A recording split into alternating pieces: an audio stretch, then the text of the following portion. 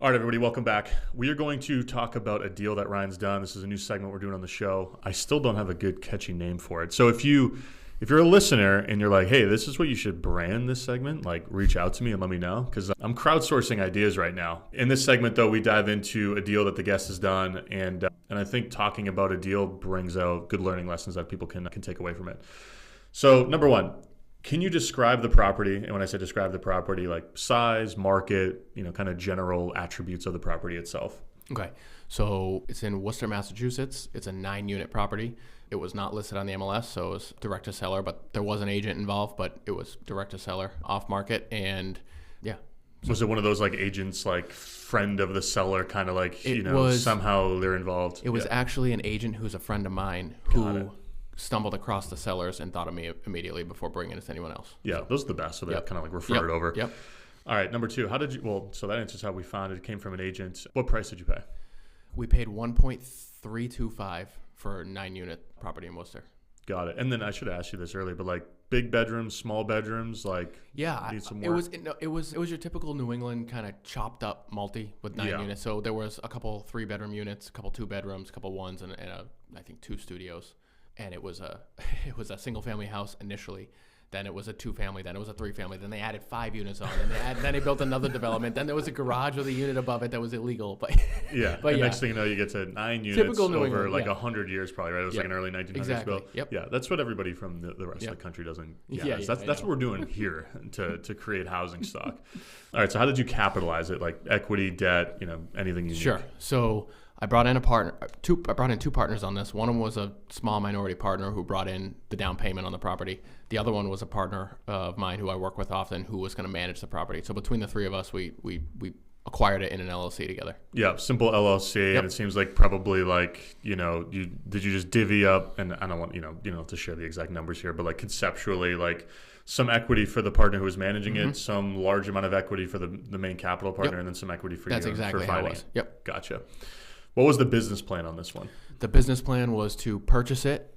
There were a couple vacant units, so renovate those, get them rented, and then raise the rent on everybody else in the building because they were low, right? So essentially go in, raise rents, stabilize, refinance, and keep the property. Yeah, there was no like major like exterior systems. It was kind of like works being done inside the walls type of thing. Yeah, we needed to do some decks on the outside. Siding was good, roofing was good. The units were actually not that bad either, but they needed, in Worcester, like a light refresh. In Worcester to hit a top rent, we had to put a contractor level granite in there versus laminate, just so we could hit the $1,600, $1,700, $1,800 a month versus the $1,200, $1,300 that was in there. So. Gotcha. What went better than expected post closing? Ooh. What went better was the exit price was way higher than we anticipated we would sell the price. So we were going to refinance and keep it. We ended up selling it because there was a twist in this deal that we can talk about, but which I guess is why it went better. But we ended up selling it for a few $100,000 more than we thought we were going to sell it for.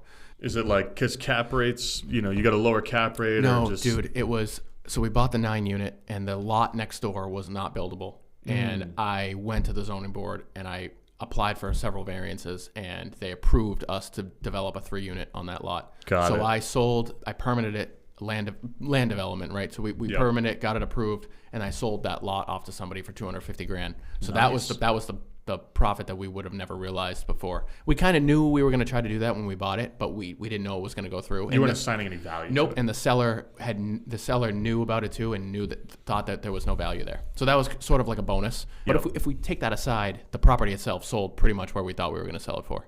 Gotcha. Which is great. What went worse than expected post closing? Ooh, honestly, I've never had this happen before, but renting the units was a struggle.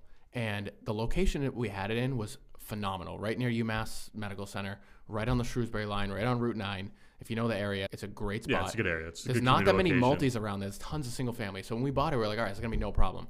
We rented 2 units at 18 something, which was great. Then 3 units sat vacant for like 6 months, and we dropped the rent. And we got them in there at like $1,700 instead of $1,850 that we wanted them in there for.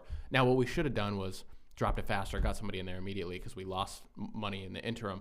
But what we were trying to do is max out the rent so we could refi it at the highest possible price, right? So we were okay leaving it vacant for a little bit. Yeah, you wanted that nice, pretty rent roll. Exactly, to the bank. exactly. And we were on an interest only, so it was covering, the debt service was covered by the rents that were in the building. But yeah, that was unique. I would say I haven't had that happen very often, and maybe because we were trying to push the market a little bit more than we should have, but it was worth the risk at that point. Yeah. Yeah, it's interesting. I mean, it's like, I forget who said this. Some big real estate guy said this, but now probably everybody says it. It's like the first rent cut is always the smallest rent cut. It's like the same thing when you're selling a house. It's like the first sales or price drop's like the lowest of all the ones that you're going to see. Yeah, it's because you kind of want to like walk it down. And you're like, all right, we got to like get underneath where the market is and get this thing rented. Well, but the motivations are different when you're going to refi it. I was just going to say, there's two different strategies with these multifamilies. If you're going to keep the thing for a long time, having a little bit less rent is actually good because you're going to have more applicants. You'll have a better selection of tenants that come in. You just have your ability to select someone becomes higher versus trying to max it out. But if you're trying to sell or refi to get a max value, you want to push this thing as far as you possibly can up with your NOI, right? Yep. So that's what we were trying to do. But otherwise, we would have been fine with $1,650 or $1,700 instead of $1,850. So 100%. We talked a little bit about the end result, which was that you ended up selling it. So I'm going to kind of modify this question a little. You thought you were going to refi, ended up selling. It seemed like maybe you could have like sold the lot maybe and then refinanced the building. Is there a reason you guys just like said, hey, let's just sell everything here? And this comes down to kind of what we talked about in the main episode. Yeah, dude, like we were going to make okay money, right? Yeah. But when our basis is 1.6 and we can exit at 2 million. Why would I don't want to make 20 or 30 grand a year when I can take 300 or 400 grand now, recycle it into something else and just turn the cash over faster. Yeah. And that's really what it came down to, right? I mean, that one, hindsight, I'd be happy owning it still. Like I think it's a great location. You never be able to buy that property again for that price. But I think because we developed the lot next door, the 3 units being built on it, we stabilized it. It just made more sense to take the cash and deploy it into something else. Get the investor. Yep. The investor was stoked. That was the other thing. Like, investor puts money in. Yeah, they're pumped when they get it back. Puts 250 grand in, walks away with 500 or whatever, 400 grand. He made 150 grand in like 9 months or 10 months. He's like, oh my God. Now I get phone calls all the time. Like, when's the next one? When's the next one? Dude, I need to deploy this. I'm like, dude, they're not all that good. They're not all that good. Exactly. It makes me happy to do that too, right? I mean, he would have been happy making his 20 grand a year as well. But at the same time, it's like, how can you say no to that chunk up front? And, you can look at it as a return on equity or however you want to look at it. At the time, last year, the 3 partners were like, let's list it at this price to see what happens. So had my wife put it on the market, the first weekend, gone at ask for, way more than we thought we were going to sell it for. So, and I think that brings up a key point here too. There's a million ways to make money in real estate, right? Like you can hold everything forever, you can sell everything, you can do a mixture of both. There's the spectrum's wide, you can make money on every end of that spectrum, right? I think one thing that lends itself to your guys' strategy of being more you're going to be transactional with the flips, obviously, but like the multis that you get in and get out of maybe faster than other people, think they would. If your wife's listing them, if your transaction costs are lower, because usually it's like it gets pretty disadvantageous if you're going to pay the 5+% to a broker. 100%. And that's where it's like, okay, you're really starting to leave money on the table if you're very transactional over a short period, compressed period of time. But that's a huge thing too, which I feel like is important to mention. If you have a significant other who isn't involved in real estate, or maybe they're stay-at-home mom, or maybe they have a full-time job, but you're doing real estate and you're dabbling in, the cheat code is to have them get their license. We don't talk too much about numbers, but we sent $600 grand last year. She's gonna be a well-paid agent. Or selling your guys' $200,000, or I'm sorry, $600 grand the year before was paid out to agents. I'm like, Kristen, get your license. They're all vacant. All this, in single family specifically, they're all vacant. You don't even have to go. You open house, put it on a lockbox, and it's worked out phenomenally. 100%. So I highly suggest have that conversation with your significant other at some point. Without a doubt. There's also a whole tax conversation, which is a whole other thing. But all right, last question. What was your biggest lesson or takeaway from this deal, retroactively looking at it?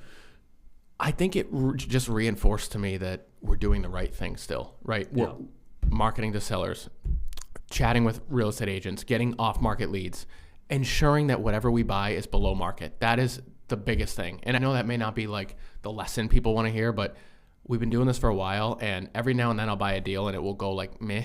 Yeah. And I'll be like, man, I should have bought that lower. I shouldn't have bought it there. I knew I shouldn't have done it, but I did it anyways. This is one where I knew I bought it right. And it reinforced okay, this is what we still need to be doing this. Even in today's market, interest rates were 6.5 last year. They haven't really changed all that much, right? And it still worked. So I think that really reinforced it. I think another lesson I think you could say is aim a little bit lower on rents on, your exit prices and everything. Because, I mean, if I was not in the position I'm in to be able to float, I know we were an interest-only loan, but yeah. if we couldn't fill those units faster, or it took a year, or I had to drop them down to $1,500 after renovating them all, I might not be making money on the property, right? Or if you paid a price that Exactly. demanded that you get this 1875 or whatever the number was, and you end up getting in the 17s, which has a pretty significant value on your exit price, your appraised value, all that stuff. Yeah. I would say another lesson I just remembered was, so there's a thing called prepayment penalties, right? Yeah. So we bought that. I didn't buy that on hard money. I bought it on conventional commercial debt because I thought we were going to hold it. We had to pay 1 point something percent to the lender, and at the end of the day, that was whatever $20,000. It's a big number. That's a huge. That's where they make their money. Huge number. I mean, that's a huge number. I tried to fight them on it, and they were like, "No, you're gonna sell this. We're the taking." second you bring it up, they're like, God. "We got you. Yeah, we know you're already mentally committed." Exactly. Yep. Which is tough, but that is a good lesson. The prepayment penalty thing is huge because again, no one really talks about that like as it relates to like your overall set of closing costs when you're more transactional, like. At the bare minimum, if you get a local bank or credit union, negotiate the prepay away upon sale and just have it for like on a refi with somebody else. What I would do differently is, as a negotiating tactic before I buy the building, I would say I want a 2-2-1 or a 1-1-1 for what that means is normally it's 3%, 2%, and then 1% based on the year. So if you sell it in the first year or within a year, they're going to charge you 3%, then 2, then 1. So if you can negotiate 1 point or 0, normally they won't go for that because they don't want you to just turn it over quickly. But you never know if you're working with someone local.